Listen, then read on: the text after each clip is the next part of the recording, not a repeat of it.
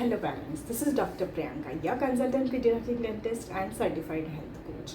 तो सबसे मुश्किल सवाल कि ऐसा क्या करें कि बच्चों में हेल्दी ईटिंग की हैबिट्स लग जाए, बच्चे हेल्दी खाना भी खुद से एंजॉय होकर खाएं। सो आज हम इस टॉपिक पे डिस्कस करने वाले हैं 11 ऐसे इफ़ेक्टिव टेक्निक्स हैं जो अगर हम कंसिस्टेंटली यूज़ करते हैं तो डेफिनेटली बहुत ही ईजीली आप अपने बच्चों में हेल्दी ईटिंग हैबिट्स को बिल्ड कर सकते हैं। And parents remember it's all about consistency, consistent efforts हमें देते रहने हैं। एंड बिफोर मैं ये 11 टेक्निक्स आपके साथ डिस्कस करूँ, एक रूल मैं आपको बताना चाहूँगी जो बहुत ही इम्पॉर्टेंट रूल है when it comes to serving your child a healthy meal. Like उसे हम बोलते हैं division of responsibility. Yes, division of responsibility क्या होता है कि पेरेंट्स डिसाइड करेंगे कि उन्हें क्या देना है, व्हाट, व्हेन, कब देना है, timing of meal, approximate timing, and where, कहाँ देना है। बच्चों को वो ड्राइंग रूम में सर्व करना चाहते हैं या डाइनिंग टेबल पे सर्व करना चाहते हैं। सो व्हाट, वो बच्चों को क्या देना चाहते हैं, व्हेन, कब देना चाहते हैं, एंड वेयर। सो ये 3 चीज़ें पेरेंट डिसाइड करते हैं। दैन उन्हें वो सब छोड़ देना पड़ता है बच्चों को। जो 2 चीज़ें हैं जो बच्चे डिसाइड करते हैं, दैट इज़ फर्स्ट इज़ कि वो कितना खाएंगे, थोड़ा खाएंगे या ज़्यादा खाएंगे, एंड सेकंड इज़ वो खाएंगे कि नहीं खाएंगे। वो लाइन ऑफ कंट्रोल हमें क्रॉस नहीं करनी है, हम उन्हें सिर्फ गाइड कर सकते हैं, हम उन्हें प्रेशराइज नहीं कर सकते। रिमेंबर, अगर वो हमने लाइन क्रॉस कर ली तो हम कभी उनमें हेल्दी ईटिंग हैबिट्स बिल्ड नहीं कर सकते। So let's get started with our 11 effective techniques to incorporate healthy eating habits in children. So number 1, be creative. Yes parents, आपको क्रिएटिव होना पड़ेगा, क्योंकि बच्चे क्या, बड़े भी मुंह से पहले आँखों से खाते हैं। जो खाना हमें आँखों से दिखने में अच्छा लगता है, हम उसे अटेम्प्ट भी करते हैं टेस्ट करने का। ये आपने नोटिस किया होगा, मास्टर शेफ जैसा जो शो होता है उसमें जो भी बनाई जाती है डिश, उसमें क्या होता है कि रेसिपी तो कुछ ऐसे ग्रेट नहीं होती, पर डेकोरेशन इतना ज़्यादा होता है कि वो देखकर ही इतनी अपीलिंग लगती है। तो वैसे ही अलग अलग टाइप की क्रॉकरी आप बच्चों के साथ यूज़ कर सकते हैं, अलग अलग शेप खाने को दे सकते हैं, तो बच्चे कैसे हैं कि वो एंजॉय करते हैं। नंबर 2, उन्हें ऑप्शंस दीजिए। यस, जब हम बच्चों को ऑप्शंस देते हैं तो उन्हें लगता है कि हाँ, मेरी भी वैल्यू है, मुझे भी पूछा गया है।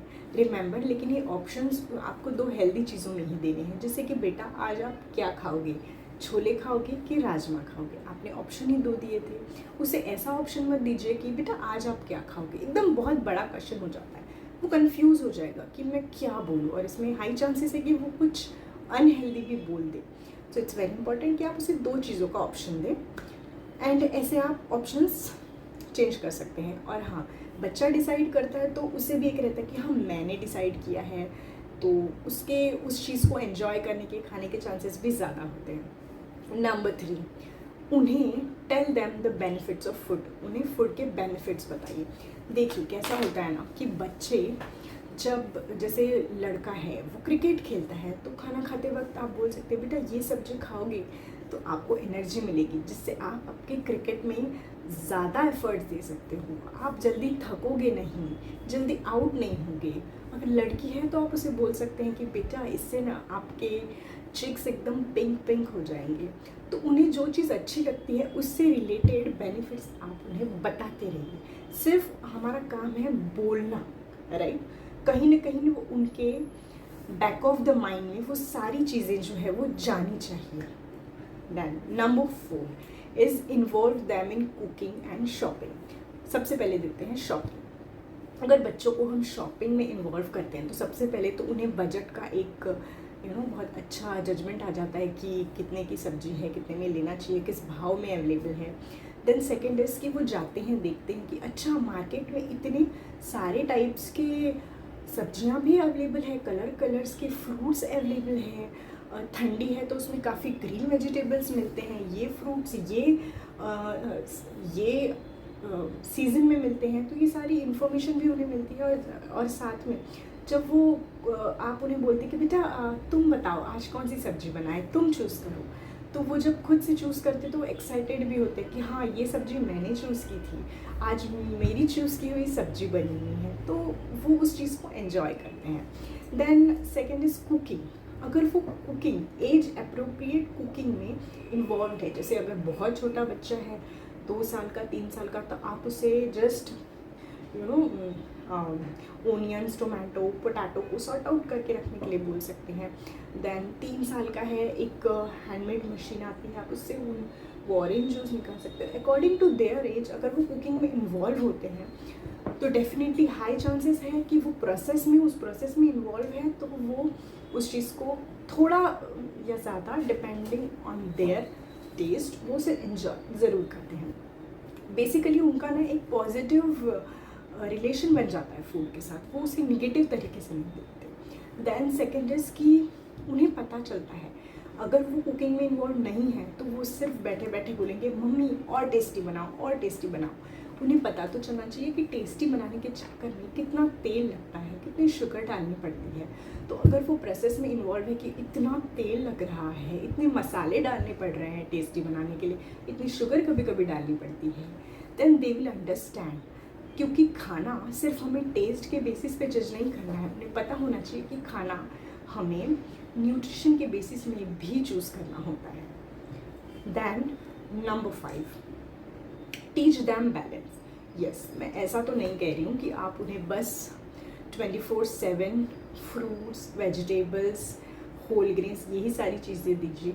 उनका भी कभी मन होता है कि आइसक्रीम खा ले या कभी पिज़्ज़ा खा ले, बर्गर खा ले, तो एक बैलेंस मेंटेन करना बहुत ज़रूरी है। तो आप उन्हें कि बेटा आप 10 से 15 दिन जो है अगर आप हेल्दी सारी चीज़ें खाते हैं तो मैं खुद आपके लिए एक आइसक्रीम लाऊंगा या हम खुद चलेंगे बाहर खाने के लिए। तो ऐसा एक बैलेंस उन्हें जो है वो पता होना चाहिए पहले से। ये डिपेंड करता है आपके बच्चे की क्या एज है। अगर बड़ा बच्चा है तो आप 7 से 10 दिन का गैप रख सकते हैं, छोटा बच्चा है तो थोड़ा ज़्यादा। इट डिपेंड्स ऑन कि उस बच्चे का क्या हेल्थ है, उस हिसाब से वो टाइम जो है आप अपने हिसाब से सेट कर सकते हैं। Then number 6 is hide healthy food in tasty dishes. Yes, अगर कुछ रहते हैं बच्चे जिन्हें कोई चीज़ें पसंद नहीं आती है, मतलब स्टार्टिंग से ही नहीं आती है, बट हमें वो चीज़ तो उन्हें देनी है, तो उन्हें हाइड करके आप दे सकते हैं। जैसे किसी को अगर कैरेट नहीं पसंद है तो उसे ग्रेट करके आप पराठे में छुपा लीजिए, या किसी को मैंने देखा है वॉलनट काफ़ी लोगों को पसंद नहीं है, बट अगर आप उसे रोस्ट करके ग्राइंड करके उसका पाउडर बना लेंगे और लड्डू हेल्दी लड्डूज़ में उन्हें डाल देंगे तो उन्हें पता नहीं चलेगा। तो इस तरह से आपको हेल्दी चीज़ें उन्हें देनी भी है, बट उन्हें अभी फ़िलहाल इस स्टेज में पसंद नहीं है, तो आप उसे छुपाकर किसी डिश में भी उन्हें दे सकते हैं। Then number 7 is cook more at home. देखिए, ये तो पेरेंट्स के लिए है ज़्यादा, क्योंकि वो खुद ही देखेंगे कि मेरे पेरेंट्स ही ज़्यादातर बार बाहर खाना खाते हैं, तो उनके माइंड में क्या रहेगा, राइट। तो इट्स वेरी इंपॉर्टेंट कि हम ज़्यादा से ज़्यादा बार घर में खाना बनाएं। ये बच्चे ना बहुत अच्छे ऑब्जर्वेशनल लर्नर होते हैं, वो देख के सीखते हैं। आपकी बोली हुई चीज़ें शायद वो भूल जाए, लेकिन आपकी जो वो आंखों से देख रहे हैं वो चीज़ें उन्हें लाइफ लॉन्ग याद रहती है।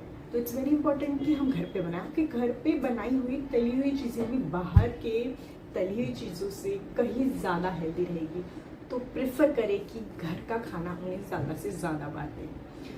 Then number 8 is get rid of packaged food and soft drink from home. देख, बहुत ही सिंपल सा रूल है, इसके बारे में बताऊंगी कि what we see eventually we eat it।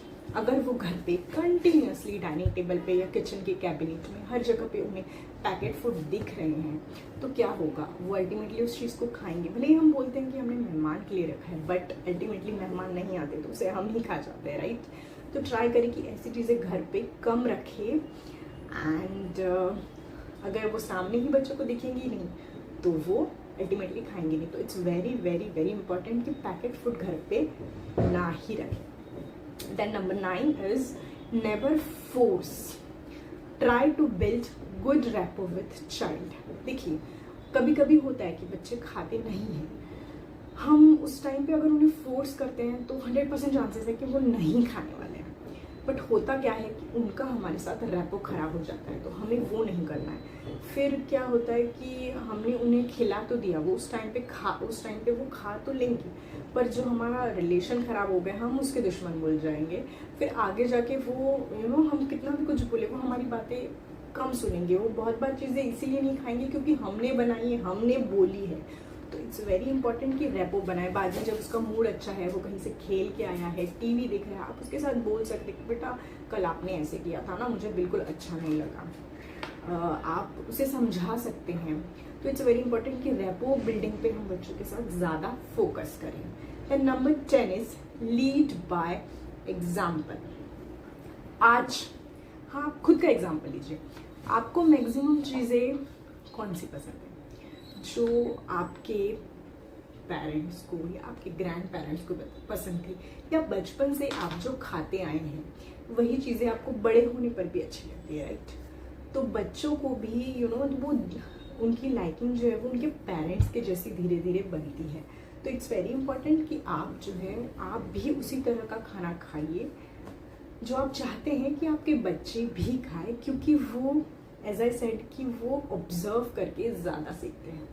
The number 11 is be patient. देखिए, जब बच्चों को हेल्दी खाना हमें जब उन्हें हेल्दी हैबिट्स बिल्ड करने की बात आती है, हेल्दी ईटिंग हैबिट्स जब उन्हें बिल्ड करने की बात आती है, तो ये एक बार में होगी ऐसी चीज़ नहीं है। हमें कंसिस्टेंटली एफर्ट्स देने हैं। ऐसा नहीं एक दिन दिया, नहीं खाता इसीलिए फिर नेक्स्ट डे नहीं दिया, फिर नहीं खाया तो नहीं बनाया हमने। हमें कंसिस्टेंटली उसे बनाना है, उसके सामने, उसे आंखों के सामने, उसके घर में डाइनिंग टेबल में हर जगह सारी जगह फ्रूट्स, वेजिटेबल्स, होल ग्रेन्स, ये सारी चीज़ें आंखों से दिखनी चाहिए, ताकि उसके ब्रेन में मैसेज जाएगा कि these are the things which are normally suppose to eat. वो जो पैकेट वाली चीज़ें हैं, पिज़्ज़ा, बर्गर, चॉकलेट, केक, ये सारे आप रेयर ओकेजन्स के लिए, जैसे कि बर्थडे, आप किसी पार्टी में गए हैं, उसके लिए आप रख सकते हैं। उस टाइम पे तो डेफिनेटली वो बच्चा खाता ही है, उसे आप तब हम उसे रोक नहीं सकते। तो इट्स वेरी इंपॉर्टेंट कि कंसिस्टेंटली आप उन्हें हेल्दी चीज़ें देते रहें।